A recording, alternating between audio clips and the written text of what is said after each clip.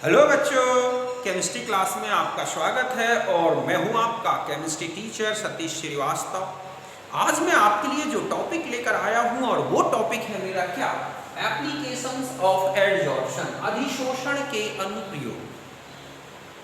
तो स्टार्ट करते हैं हम अपना ये टॉपिक। तो देखो, जो एडजॉर्प्शन है इसके बहुत सारे एप्लीकेशंस हैं जो अलग अलग फील्ड्स में यूज होते हैं। इनमें से कुछ एप्लीकेशंस इंडस्ट्रियल लेवल पर यूज होते हैं, तो कुछ एप्लीकेशंस हमारे डेली लाइफ में दिखाई देते हैं। तो इन्हीं में से कुछ इंपॉर्टेंट एप्लीकेशंस मैं यहाँ लेकर आया हूँ। ठीक है, तो स्टार्ट करते हैं ये एप्लीकेशंस। तो देखो, इनमें से मैंने जो फर्स्ट एप्लीकेशन लिया है और वो है प्रोडक्शन ऑफ हाई वैक्यूम। तो देखो, किसी भी वेसल में, किसी भी कंटेनर में एयर को हटाना, कंप्लीट हटा देना, ये क्या कहलाता है? वैक्यूम प्रोडक्शन, निर्वात उत्पन्न करना। समझ गए बच्चों? इसके लिए क्या किया जाता है कि कंटेनर या जो भी हमारा वेसल है जिसमें हमें वैक्यूम प्रोड्यूस करना है, पहले उसकी एयर को वैक्यूम पंप द्वारा रिमूव किया जाता है। जितना मैक्सिमम रिमूव कर सकते हैं उसे रिमूव कर दिया जाता है।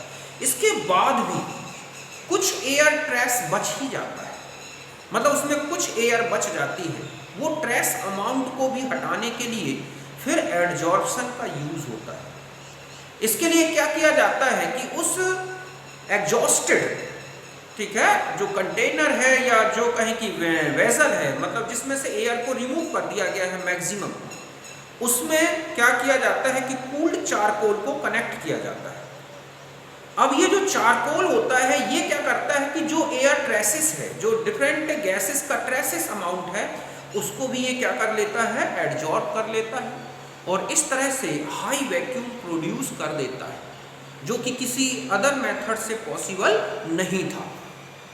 तो यही लिखा है मैंने कि cooled charcoal used for production of high vacuum, the remaining traces of air in vessel which has already been exhausted। ठीक है, जो कि वेसल पहले से ही एग्जॉस्टेड की जा चुकी है, उसमें जो एयर का ट्रेसेस है उसको रिमूव करने के लिए किसका यूज करते हैं? कूल्ड चारकोल का।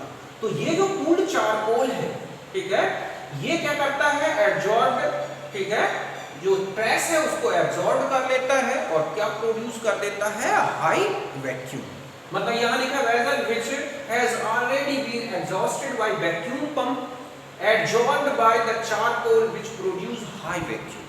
ठीक है बच्चों, समझ गए? उच्च निर्वात उत्पन्न करने के लिए ठंडे चारकोल का उपयोग किया जाता है। पहले से निर्वात पंप द्वारा निर्वातित की गई नली में ठंडे चारकोल को जोड़कर शेष बचे सूक्ष्म गैसों के जो अवशेष हैं या जो भी बची हैं उन्हें क्या कर लिया जाता है? अधिशोषित कर लिया जाता है। तो इस तरह से वैक्यूम का प्रोडक्शन होता है। सीधा सा है कि जो एयर ट्रेस बचा हुआ है उसे कूल्ड चारकोल द्वारा क्या कर दिया जाए? एडजॉर्ब करके बाहर कर दिया जाए, तो एक हाई वैक्यूम का प्रोडक्शन होता है। तो ये था मेरा पहला एप्लीकेशन, आप इसे नोट करें।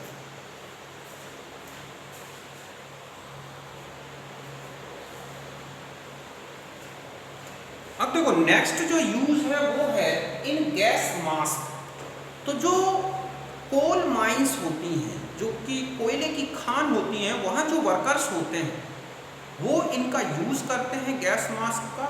इनमें क्या होता है कि एक्टिवेटेड चारकोल भरा होता है इनके आगे वाले पार्ट में, जो कि पॉइजनस गैसेस जो वहाँ पर होती हैं, जैसे Cl2 है, CH4 है, CO है या सल्फर के ऑक्साइड्स हैं, इनको वो एडजॉर्ब कर लेता है और एक फ्रेश एयर वर्कर को मिलती है।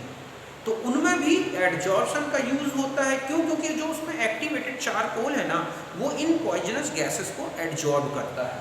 समझ गए ना? मैंने यही लिखा है, gas mask are device which consist of activated charcoal as a adsorbent. ठीक है, usually used for breathing in coal mines to adsorb poisonous gases like CH4, Cl2, CO, SO2 etcetera. देखो, इस तरह से जैसे मान लिया जाए, इस तरह से डायग्राम में समझा रहा हूँ कि ये लगा रखा है। इस तरह से आपने देखा होगा जो माइंस जो होती हैं उनमें जो वर्कर होते हैं उनको ये मास्क लगा दिया जाता है ताकि ये इस तरह से किसी भी प्रकार से क्या ना हो, पॉइजनस गैस अंदर ना जाए। नहीं तो वहाँ बहुत ज़्यादा पॉइजनस गैसेस होती हैं, मेनली CH4 है, CO है, तो इस तरह से उसको बचाता है, क्योंकि यहाँ पर एक्टिवेटेड चारकोल होता है जो पॉइजनस गैस को एब्जॉर्ब कर लेता है। समझ गए बच्चों कि गैस मास्क जिसमें सक्रिय चारकोल होता है, इसका उपयोग कोयला खानों में किया जाता है जो जहरीली गैस है जैसे CH4, Cl2, COSO आदि को अधिशोषित कर लेता है और इस तरह से। तो यहाँ पर भी एब्जॉर्प्शन का यूज हो रहा है, तो ये भी एक क्या है एप्लीकेशन है। समझ गए होंगे आप तीसरे। अब हम आते हैं third application, control of humidity. ठीक है, ह्यूमिडिफिकेशन, समझ गए ना, ह्यूमिडिफिकेशन मतलब आर्द्रता के नियंत्रण। तो देखो क्या होता है कि एटमॉस्फेयर में वाटर मॉइस्चर है, वाटर वेपर है जिसे मॉइस्चर बोलते हैं, तो इसको मान लो एब्जॉर्ब करना है। अब कहीं बहुत सारी एक्सपेरिमेंटल कंडीशंस होती हैं जहाँ जरा सी भी मॉइस्चर जो है इफेक्ट डाल सकती है, एक्सपेरिमेंट में बैड इफेक्ट डाल सकती है, तो वहाँ पर एयर को, जो एयर में वाटर जो वेपर है उसको मॉइस्चर को हटाना होता है, तो वहाँ पर इस एड्जॉर्प्शन फिनोमिना का यूज होता है। इसके लिए क्या होता है, सिलिका है, एल्यूमिना है, ठीक है, इसी प्रकार आप CaCl2 है, ये अच्छे डेसिकेटर होते हैं, मतलब ये अच्छे मॉइस्चर को एड्जॉर्ब करने वाले सब्सटेंस होते हैं, तो इनका यूज होता है वहाँ पर। तो ये क्या करते हैं, वहाँ की मॉइस्चर को एब्जॉर्ब कर लेते हैं और इस तरह से वहाँ का जो एटमॉस्फेयर है वो क्या हो जाता है, ड्राई हो जाता है। देखा होगा नई बॉटल लेके आते हैं या हम कुछ भी ऐसा जिसमें कि मॉइस्चर का खतरा होता है, तो उसमें आपने देखा होगा नई बॉटल में कि अंदर एक पैकेट सा निकलता है वो, ठीक है, उस पैकेट में एक पाउडर सा भरा होता है, वो एक्चुअली में सिलिका होती है, उसका यूज होता है उस बॉटल के अंदर मॉइस्चर को एब्जॉर्ब कर लेने के लिए। तो इस तरह से कंट्रोल ऑफ ह्यूमिडिटी मतलब certain substance like silica, Al2O3, CaCl2 etcetera have strong tendency to absorb water vapor मतलब moisture present in air, therefore these substances are used for control of humidity of atmosphere। मैंने ये bottle बनाई है, यहाँ पर आपने देखा होगा सिलिका पाउडर का एक पैकेट सा रहता है खाली बॉटल में, जब न्यू बॉटल लेके आते हैं आप तो इसको यहाँ पर, तो इसमें होता है सिलिका पाउडर, ये एक अच्छा एड्जॉर्बेंट होता है और यहाँ की मॉइस्चर को क्या कर देता है, एड्जॉर्ब करता है, जिससे इसमें किसी प्रकार की स्मेल ना आए। तो समझ गए बच्चों कि कुछ पदार्थ ऐसे हैं जैसे सिलिका है, Al2O3 है, CaCl2 है, इनमें आर्द्रता को अधिशोषित करने की क्षमता होती है, प्रबल क्षमता होती है, इसलिए इनका यूज वातावरण की आर्द्रता को हटाने में किया जाता है, इसे बोलते हैं आर्द्रता का नियंत्रण। तो आप उन्हें लिख लो।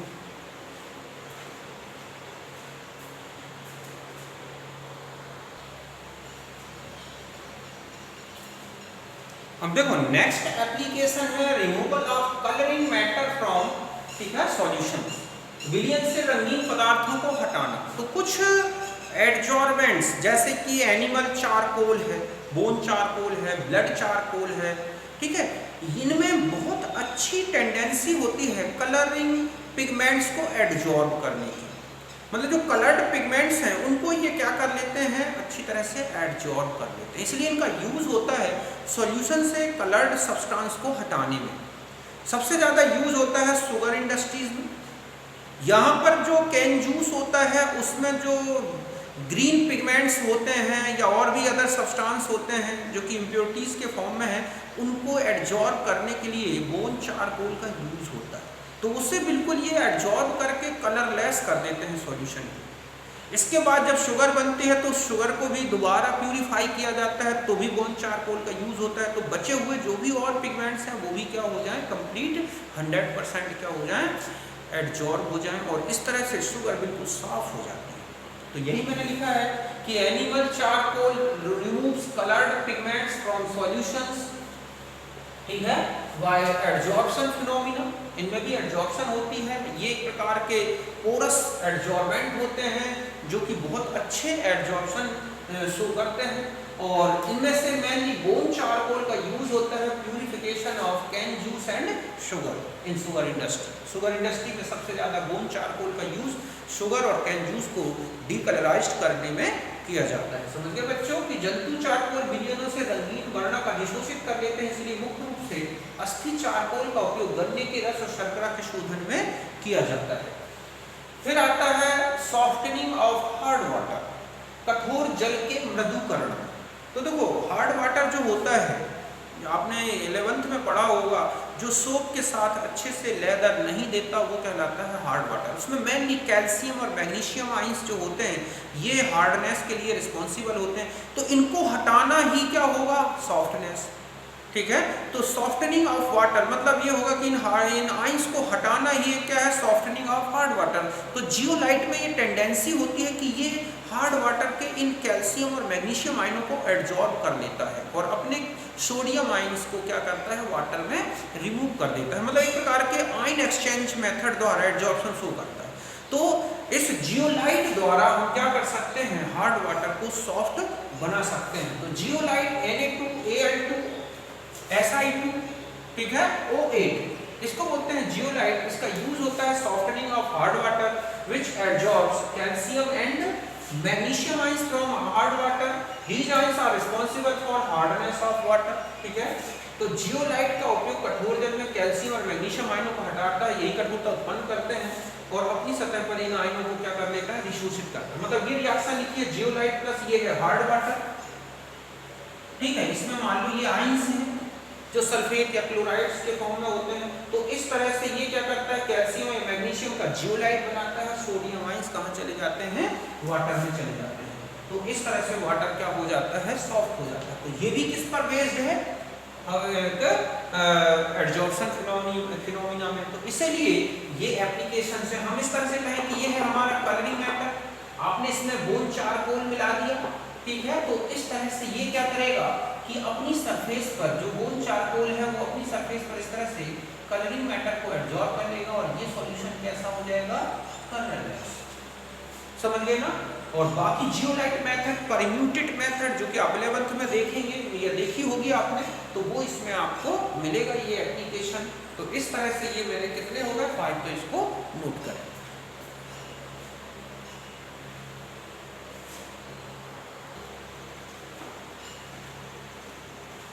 अब देखो नेक्स्ट एप्लीकेशन है इन क्रोमेटोग्राफिक एनालिसिस। इसमें से सब जो इंपॉर्टेंट क्रोमेटोग्राफी है जो कि एड्जॉर्प्शन पर बेस्ड है और वो है एड्जॉर्प्शन क्रोमेटोग्राफी। इसमें क्या होता है, इस तरह का एक कॉलम होता है, इसके अंदर भरा होता है एडजॉर्बेंट। जैसे कि मान लो एल्यूमिनियम पाउडर भर दिया या फिर सिलिका जेल भर दी जाती है इस तरह से। तो ये एक एडजॉर्बेंट है और स्टेशनरी फेस भी है, मतलब फिक्स रहती है। और यहाँ पर वो मिक्सचर डाल दिया जाता है जिसके कंपोनेंट्स को हमें सेपरेट करना है। मान लो 3 कंपोनेंट्स A, B, C, यहाँ मिक्सचर किसी सॉल्वेंट में मिला के भर दिया जाता है। सॉल्वेंट एक मोबाइल फेस की तरह होता है जो बहता है नीचे की तरफ। तो जब ये कंपोनेंट्स इसमें बहते हैं ना, तो अलग अलग जगह पर क्या होंगे, एडजॉर्ब हो जाते हैं और इस तरह से उनके बैंड्स बन जाते हैं और ये कंपोनेंट्स अलग हो गए। बाद में लीचिंग या एल्यूशन मेथड द्वारा एक एक करके इनको क्या कर लिया जाता है, अलग। तो इस तरह से ये भी एक क्या है, एड्जॉर्प्शन फिनोमिना का एप्लीकेशन है। तो in adsorption chromatography components of the mixture separated by adsorption phenomena. इसमें एड्जॉर्प्शन फिनोमिना चलती है, कंपोनेंट अलग अलग जगह पर एड्जॉर्ब होते हैं। In this method mixture is poured on the top of adsorbent. यहाँ पर भर दिया जाता है, पोर किया जाता है मिक्सचर इस तरह से। फिर अब क्या होता है, which flow through mobile phase, जो कि मोबाइल फेस या सॉल्वेंट के थ्रू नीचे की तरफ बहेगा इनटू, ठीक है, स्टेशनरी फेस। इस स्टेशनरी फेस में, एड्जॉर्बेंट में, तो as a result different components absorb different parts of the column. अलग अलग पार्ट्स पे ये एब्जॉर्ब हो गए एंड क्या हो गए, सेपरेटेड टू ईच अदर। तो इस तरह से ये कंपोनेंट्स एक दूसरे से क्या हो जाते हैं, बिल्कुल अलग हो जाते हैं। तो बच्चों आप इसे नोट करें।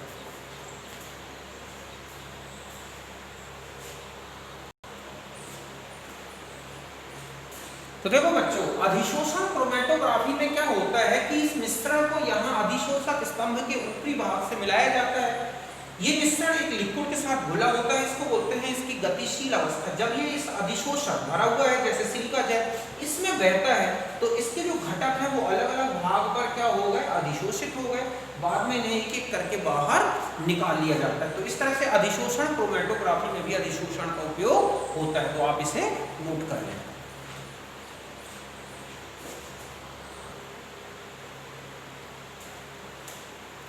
देखो इसी तरह नेक्स्ट है application separation of inert gases. एक होती है डेवार चारकोल मेथड। तो इसमें जो चारकोल है, कोकोनट चारकोल, इसका यूज किया जाता है। इसकी जो प्रॉपर्टी होती है वो ये होती है कि ये अलग अलग टेम्परेचर पर अलग अलग इनर्ट गैस को क्या करता है, एडजॉर्ब करता है। जो गैस जितना ज़्यादा क्रिटिकल टेम्परेचर रखेगी वो उतने जल्दी चारकोल में उतने ही हाई टेम्परेचर पर एडजॉर्ब हो जाती है।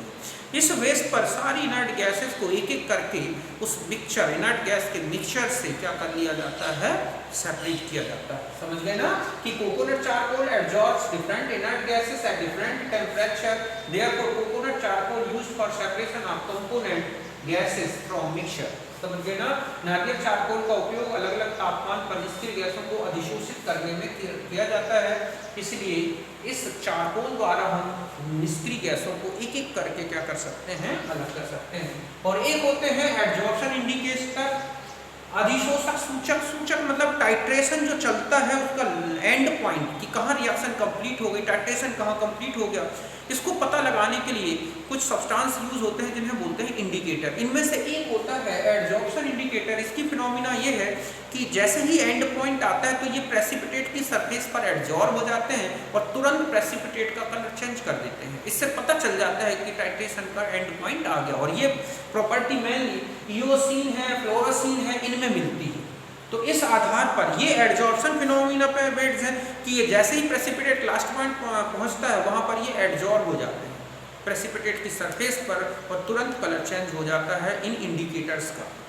जब तक एडजॉर्ब नहीं हुए थे तब तक इनका कलर कुछ और रहता है, जैसे ही एडजॉर्ब हुए कलर आ जाता है। तो इस तरह से ये लिखा है मैंने कि surface of certain precipitate such as AX, AgX, silver halide में ये प्रॉपर्टी है कि ये कुछ डाइज को अपनी सरफेस पर जैसे इओसिन, फ्लोरोसिन को एडजॉर्ब कर लेते हैं और produce characteristics colour at end point, और इससे एंड पॉइंट पर एक कलर आता है। इस बेस पर इन सब्सटेंस का मतलब है इओसिन, फ्लोरोसिन, इनका यूज इंडिकेटर के फॉर्म में किया जाता है। समझ के बच्चों, कुछ अवक्षेप जैसे AgX अपनी सतह पर रंजकों का अधिशोषण करने की क्षमता रखते हैं और अंतिम बिंदु पर एक विशिष्ट रंग उत्पन्न कर देते हैं। इस घटना के आधार पर इनका उपयोग अनुमापन सूचक की तरह किया जाता है। किनका, इओसिन और फ्लोरोसिन। मतलब ये है मान लो एक सॉल्यूशन AgNO3, आपने इसमें NaCl मिलाया तो पहले व्हाइट प्रेसिपिटेट आया, मान लो आपने उसमें इओसिन इंडिकेटर डाल रखा है, जैसे ही एंड पॉइंट आएगा वो इंडिकेटर इओसिन इस प्रेसिपिटेट AgCl की सरफेस पर एडजॉर्ब होता है